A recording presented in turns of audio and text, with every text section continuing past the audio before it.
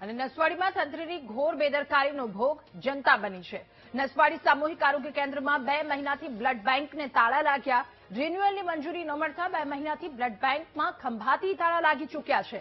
Blood bank renewal કરાવવા માટે ગાંધીનગર દરખાસ્ત મોકલવામાં આવી હતી, ત્યારે રિન્યુઅલની દરખાસ્ત મંજૂર ન થતા દર્દીઓ પરેશાન થઈ રહ્યા છે। આ દર્દીઓ સારવાર માટે રાજપીપળા, ડભોઈ અને વડોદરા જવા માટે મજબૂર બન્યા। તાત્કાલિક બ્લડ બેંક રિન્યુઅલની દરખાસ્તને મંજૂરી આપવા લોકો માંગ કરી રહ્યા છે।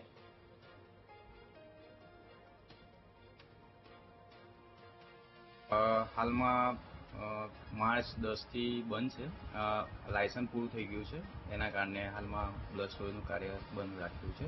એની દરખાસ્ત કરવામાં આવી છે ગાંધીનગર ખાતે, ત્યાંથી અપ્રુવલ આવે તો કાર્યરત થઈ જશે। સર, અત્યારે બ્લડ કોઈને ચડાવવું હોય તો 210 ગામમાંથી લોકો સારવાર માટે આવે તો શું કરવું પડે? હા, એમને નજીકના હોસ્પિટલમાં પછી રિફર કરવા પડે છે।